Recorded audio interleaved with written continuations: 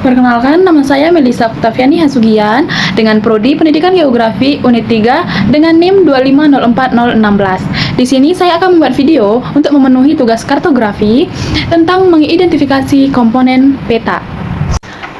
Di sini saya akan mengidentifikasi komponen peta pada peta Provinsi Nangro Aceh Darussalam.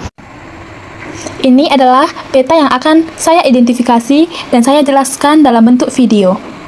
Nah, mungkin sebagian dari teman-teman berpikir ya, buat apa sih capek-capek mempelajari peta ini? Kan tidak semua orang dapat diakui dalam pembuatan peta. Nah, teman-teman, semua orang dan siapapun dapat membuat peta. Yang penting harus lengkap dengan komponen-komponen. Supaya apa? Supaya peta tersebut dapat diakui secara resmi ataupun dapat dipercaya. Nah, jadi apa aja sih komponen-komponen pada peta? Oke, komponen-komponen pada peta ada 10. Yang pertama, judul peta. Yang kedua, skala peta. Yang ketiga, orientasi ataupun petunjuk arah mata angin. Yang keempat, legenda. Yang kelima, peta inset. Yang keenam, sistem koordinat. Yang ketujuh, garis tepi. Yang kedelapan, garis astronomis. Yang kesembilan yaitu sumber data. Dan yang kesepuluh, pembuat peta dan tahun pembuat peta. Komponen yang pertama dalam pembuatan peta adalah judul pada peta. Nah, ini adalah judul pada peta. Judul peta itu biasanya terletak paling atas. Nah, ini kita bisa membaca Provinsi Nangro Aceh Darussalam. Nah, jadi fungsi judul pada peta adalah sebagai informasi utama supaya siapapun yang membaca ataupun melihat peta tersebut dapat mengetahui daerah ataupun wilayah mana saja yang tercantum dalam peta tersebut. Komponen yang kedua adalah skala pada peta. Ini adalah skala pada peta di peta Provinsi Nangro Aceh Darussalam. Fungsi skala peta yaitu untuk menunjukkan perbandingan antara jarak di peta dengan jarak sebenarnya di permukaan bumi.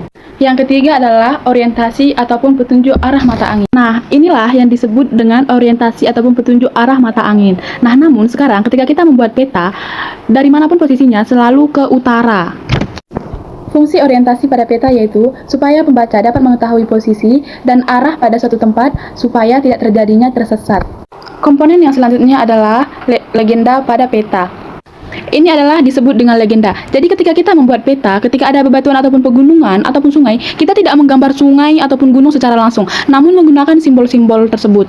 Fungsi legenda pada peta adalah untuk menjelaskan arti dari simbol-simbol yang digunakan di dalam peta tersebut, sehingga pembaca dapat mengetahui objek apa saja yang terdapat di dalam daerah ataupun lokasi tersebut. Selanjutnya adalah peta inset. Ini adalah yang disebut dengan peta inset karena menunjukkan suatu titik lokasi utama dengan ukuran yang kecil.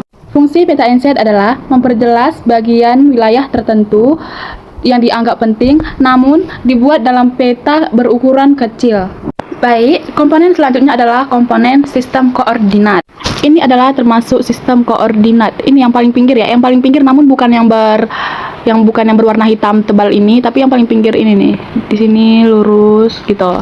Fungsi sistem koordinat yaitu menentukan posisi suatu daerah ataupun suatu lokasi di permukaan bumi secara tempat berdasarkan garis lintang dan garis bujur ataupun disebut dengan garis astronomis. Ada komponen yang namanya garis astronomi. Nah, garis astronomi itu yaitu ini adalah garis astronomi lintang dan bujur. Ini menyamping dan ke atas. Oke, garis astronomi terdapat dua. Yang pertama garis bujur dan garis lintang. Garis bujur berfungsi untuk menentukan perbedaan waktu antar daerah. Sedangkan garis lintang yaitu berfungsi untuk perbedaan iklim di bumi. Garis tepi. Ini adalah dinamakan garis tepi yaitu yang garis tebal hitam. Nah, ini selalu berada di pinggir sehingga dinamakan garis tepi. Tepi artinya pinggir. Fungsinya yaitu sebagai batas peta supaya peta terlihat rapi dan mudah dipahami serta jelas. Komponen sumber data. Ini adalah komponen sumber data. Nah, kecil sekali ya teman-teman, saya juga melihatnya menggunakan mata batin. Fungsi sumber data yaitu supaya peta tersebut diketahui siapa yang membuat peta tersebut dan dari mana sumbernya, supaya peta itu dianggap resmi ataupun dapat dipercaya. Komponen yang terakhir yaitu pembuat peta dan tahun pembuat peta. Ini, nampak ya? Ini adalah yang kedua ya, ini tadi sumber, yang paling atas sumber, ini adalah pembuat peta dan tahun pembuat peta. Di sini sudah terangkap semua, cuma tidak kelihatan teman-teman, karena kecil, karena di pena. Jadi di sini sudah ada tahun dan dicetak oleh siapa. Fungsinya yaitu supaya pembaca dapat mengetahui pihak atau lembaga mana yang telah menggambarkan dan mencetak peta tersebut dan sebagai bentuk tanggung jawab dalam pembuatan peta tersebut. Pengertian skala peta adalah perbandingan antara jarak pada peta dengan jarak sebenarnya di permukaan bumi. Jadi kita dapat mengetahui jarak di permukaan bumi melalui peta tersebut tanpa harus turun langsung dan mengukur lapangan langsung. Contohnya, Ketika di peta dibuat jarak antara dua kota itu adalah 1 cm dengan skala 1:100. Nah, artinya di lapangan ataupun di permukaan bumi itu jaraknya 100 cm ataupun 1 km. Jenis-jenis skala peta yaitu ada 3. Yang pertama skala angka ataupun numerik, yang kedua skala garis ataupun skala grafis, yang ketiga itu skala verbal. Ini adalah contoh skala angka dan skala garis dan skala verbal.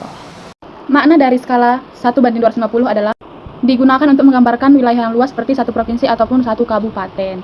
Tadi kan skalanya 1:250. Nah, artinya 1 cm pada peta sama dengan 2,5 km di dunia nyata.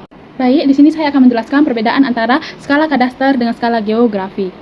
Skala kadaster adalah skala peta yang besar, biasanya 1:100 sampai 1:5000. Nah, jadi skala ini digunakan untuk menunjukkan wilayah yang kecil ataupun wilayah yang sempit ataupun khusus seperti batas tanah kepemilikan, pekarangan ataupun bangunan. Nah, sedangkan skala geografi adalah skala peta yang kecil.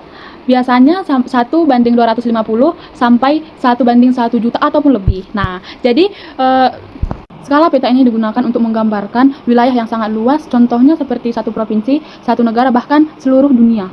Jadi perbedaan mendasarnya yaitu skala kadaster itu dapat menunjukkan secara detail batas-batas daerah tersebut ataupun bangunan ataupun perumahan gitu ya. Namun jika skala geografi itu tidak secara detail menunjukkan kota ataupun objek-objek lain karena cukup besar seperti itu. Jadi tidak terlihat. Jadi pengaruhnya terhadap informasi rupa bumi adalah pada skala kadaster informasi rupa bumi sangat detail seperti jalan kecil ataupun bangunan-bangunan. Namun pada skala geografi informasi rupa buminya disederhanakan, hanya menunjukkan batas-batas negara ataupun kota-kota yang memang jadi bahan utama seperti itu. Hanya menunjukkan bagian-bagian utama. Bagaimana cara menentukan skala petanya? Diketahui jarak pada peta yaitu 4 cm dan jarak pada sebenarnya yaitu 3 km. Jadi rumus mencarinya yaitu skala sama dengan jarak pada peta per jarak sebenarnya. 1 km itu sama artinya ataupun sama dengan 100 cm. Jadi 3 km itu sama dengan 300 cm. Kita masukkan ke rumus yaitu skala sama dengan 4 cm per 300 cm. Untuk mengetahui hasil akhirnya, kita membagikan penyebut dan pembilang dibagi 4. Jadi 4 dibagi 4, 300 dibagi 4. Nah, 4 dibagi 4 adalah 1, 300 dibagi 4 yaitu 75.000. Jadi, skala pada peta tersebut yaitu 1:75.000.